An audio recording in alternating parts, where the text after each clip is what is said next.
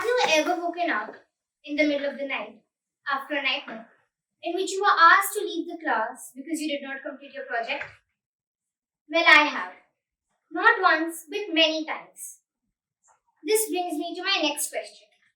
Are you someone who plans a lot but spends all of the time in thinking and planning rather than actually doing the task? Well, yet again, I am. I was someone who most people call an overthinker. On most days, I used to think so much about my school that I would end up falling asleep after a few hours, thinking that when I woke up, I would start looking there. I used to look outside my bedroom window and daydream about anything and everything all day. I used to sit with my books open on my desk, but my mind wandered in a world of its own. It felt impossible to stop myself from falling deep into my thoughts. Overthinking. We are all familiar with the term and we can all relate to it to a certain extent. For most people, it comes as a phase in life or in moments. But for me, it was a perpetual state of being. It only grew as the years passed by until very recently I realized that it became my biggest enemy. Last year, I wanted to enter the National Story Writing Competition. I knew I could write, and I was an avid reader too. This was what I did, day after day, imagined and created stories in my head. I started thinking about the plot, characters, conflict, and theme.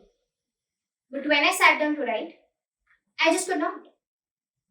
No sooner did I realize that 1 month had passed by, and I had still not written a word. I stared at the ceiling fan as I waited for the night to pass by. The result was obvious.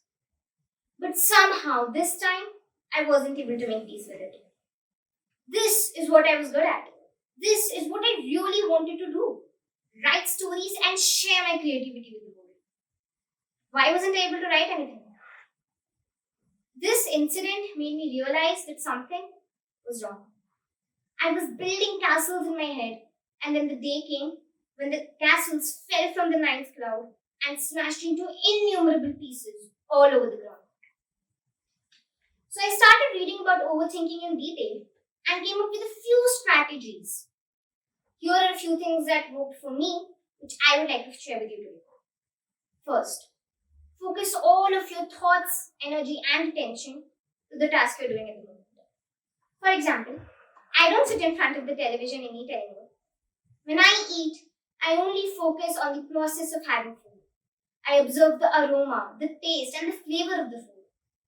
This can be done for any task at hand. If you go out for a walk, focus only on the steps. If you read a book, focus only on the content of the book. It helps in avoiding multiple thoughts cluttering my head at once. Second, my first instinct is to always tell myself that I cannot do it, or I'll do it later. Instead of saying this is difficult, say to yourself, I know this is hard, but I will figure out a way around it. When I get homework now, I have made it a point to write in my diary that I can and I will finish it in an hour. I've started acknowledging the fact that every little step towards progress counts. This is what keeps me going. And this brings me to my third point.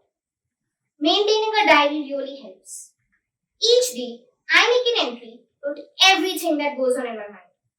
From the first thought that I had in my mind in the morning, to the conversation I had with friends, to even the stories I daydream about.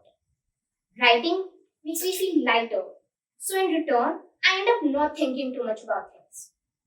Recently, I started posting my stories on my blog, and guess what? I even have followers now. What I realized then is that life is all about turning our negatives into positives. This brings me to my idea. Overthinking can also be a pathway to creativity. Knowing that overthinking was inevitable, I decided that I could either be bothered by it or make the best out of the situation. I started using overthinking as a tool to learn new concepts in a much easier and interesting way. For example, instead of mugging up the process of photosynthesis, I converted it into a story with characters that carry out the process. For me, the epic photosynthesis is nail biting because of how the armies of carbon dioxide and oxygen battle it out with the soil monsters and air goats to find their treasure troopers. And just like that, a concept that once gave me jitters now became an exciting news story. You can also try learning your concepts through not only stories, but music, dancing, doodling, and playing. Associations help memorize anything faster. The power of the human mind is immense. And once we learn to tap into its truest potential, a plethora of ideas and a gateway of wonderful opportunities open. Thank you.